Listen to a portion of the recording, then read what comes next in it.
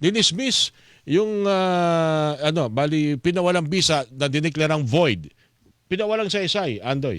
Yung pag-dismiss noong 2018 kay dating Deputy Overall Ombudsman Melchor Carandang. Ito po kasi yung naging controversial noon dahil binabanggit sa iyo nagpalabas ng controversial na bank account ng dating Pangulong Rodrigo Duterte. Kung yun ang usapin na yan, makakausap natin ang Associate Dean UP College of Law, isang constitutional law professor, si Attorney Paulo Tamase. Attorney Pau, kumusta ka na? Magandang umaga, si Orly Ulita sa DCWB. Magandang umaga po sa inyo. Magandang umaga, Orly, at sa iyo mga taga-subaybay. Maganda naman na ating usapin. Malamang yung nakikinig sa atin, may hawak na namang ballpen at papel. Baka kasi maging tanong ito sa kanilang bar exam.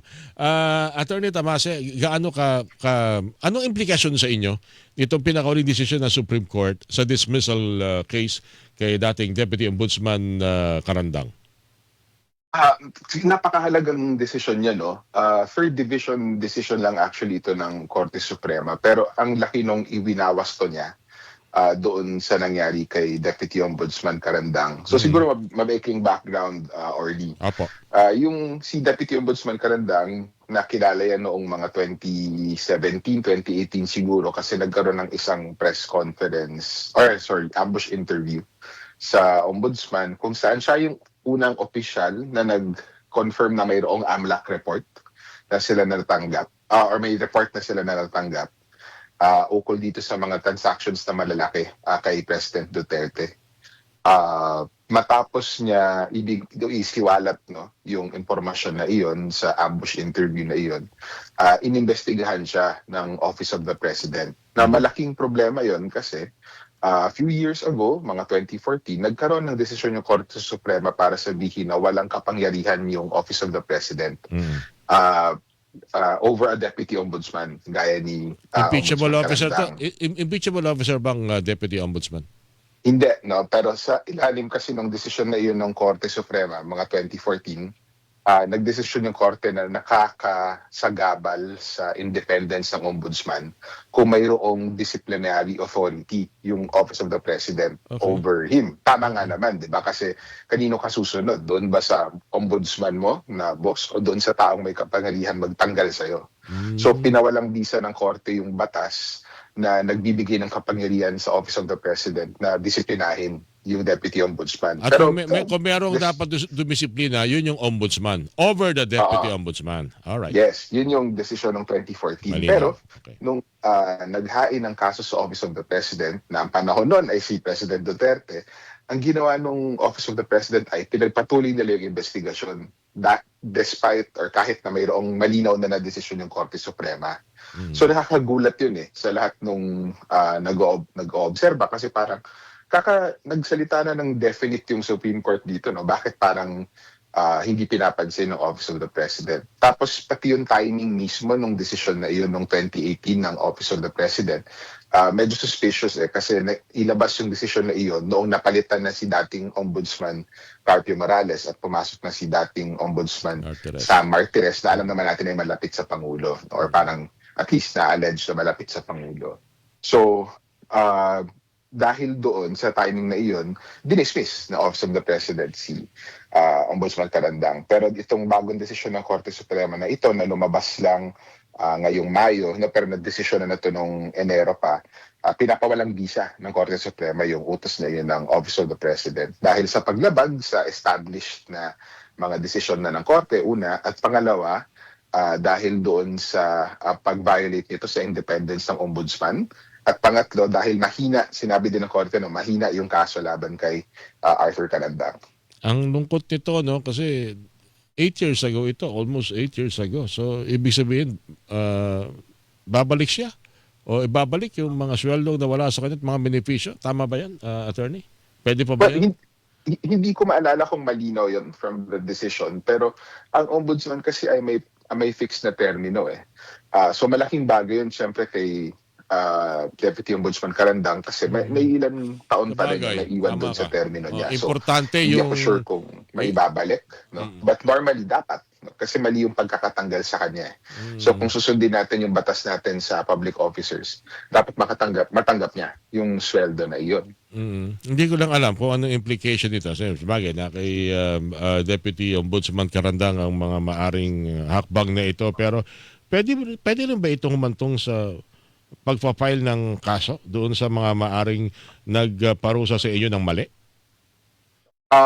I think ultimately, hindi ganun kalakas yung kaso kung ganyan eh. Kasi hindi kinikilala ng batas natin na dahil kung nagkamali ng sampa sa iyo ay mayroon kang Babalikan karapatan mo? na balikan Yan. no kaagad. Although on Ombudsman Karandang's decision, kaka-check ko lang on tingin sa decision, no, pinabalik ng korte. So pumayag sila na sinabi na nila na entitled siya. Lahat ng Sa kanyang mga benefits and salaries. sweldo. Malaking bagay yun, no? Kasi parang binawas to yung personal injustice sa kanya.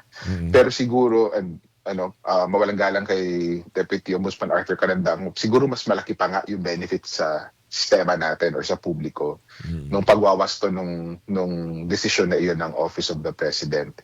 Kasi pag tinignan mo yung kasaysayan natin, yung ombudsman isa siya sa pinakamahalagang posisyon na ginawa noong 1987 Constitution or pinalakas noong 1987 Constitution.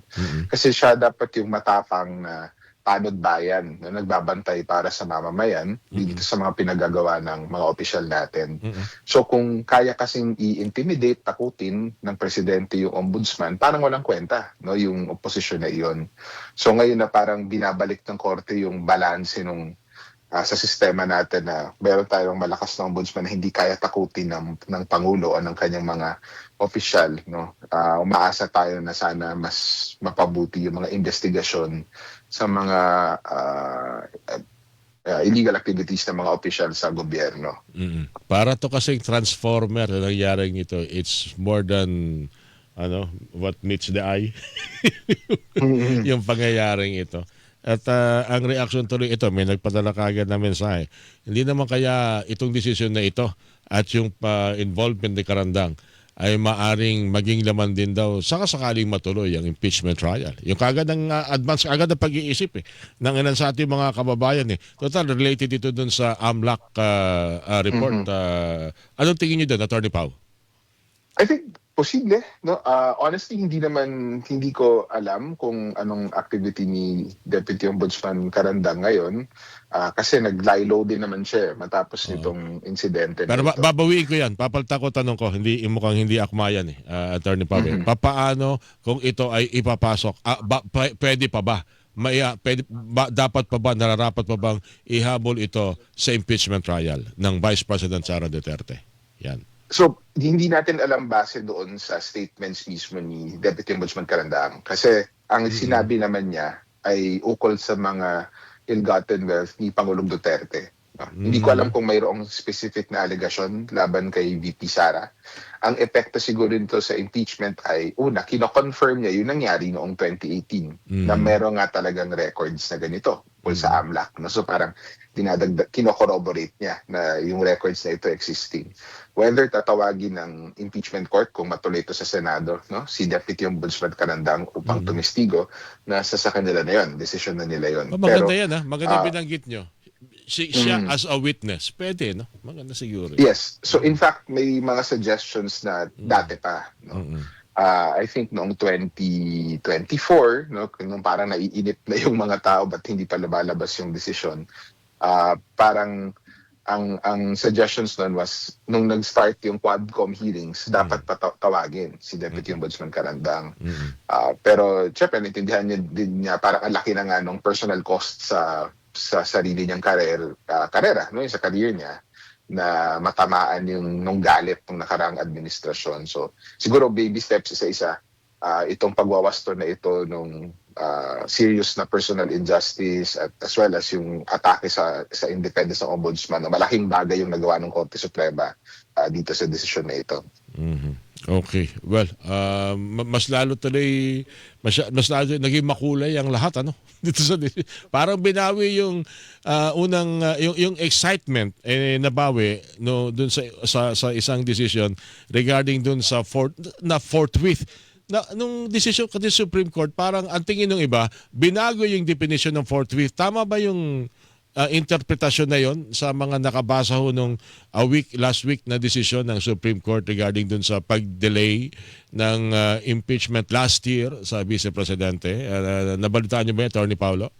Yes, no, but I think ang mahirap doon ay lahat tayo wala pang kopya ng Decision. ng Actually, Korte nahanap ko Suprema. nga eh. Kasi ang dating, Hanggang press release pa lang tayo eh. Ayun. And I think, siguro ang delikado lang for me is, kung moot na kasi yung kaso, ibig sabihin, para sa Wala mga taga-subaybay, no, yung moot, ibig sabihin, no, wala na, tapos na.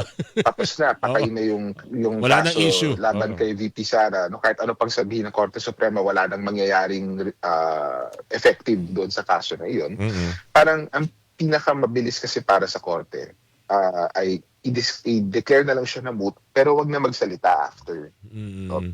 Kasi ginagawa ng Korte yon, ang tawag doon prudential device, na ginagawa siya ng Korte upang iwasan na maihila sa isang political na issue na hindi naman niya kailangan desisyonan muna. Mas maganda rin yan. Sabihin, this is moot. No, okay na rin yan. Kasi Yes, yung... of course may mga ano doon, no, may exceptions doon, pero in general, ginagamit talaga yun ng Korte para hindi siya masyadong magsalita tungkol sa isang political na highly issue. political Pero issue. makailang desisyon na rin eh, na parang kahit nagde-declare yung moot, yung ng Korte, ang dami pa niyang nasabi pagkatapos. So, mukhang itong kaso na ito, na hindi pa naman natin nakikita, so para maging patas tayo sa Korte Suprema, parang may sinabi pa eh, yung Korte.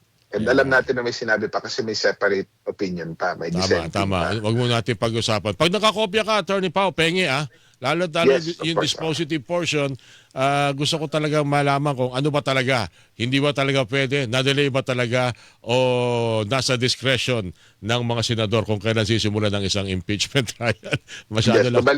babalikan natin pag may kopya na. Yeah, pag-uusapan nila natin. Attorney Pao, again, maraming salamat. Magandang umaga po sa inyo. Taingat po kayo palagi. Thank you, sir. Maraming salamat din. Magandang umaga. Constitutional Law Professor and Associate Dean ng UP College of Law, Attorney Paulo Tamasi, mga kapuso, ang inyo pong napakinggan.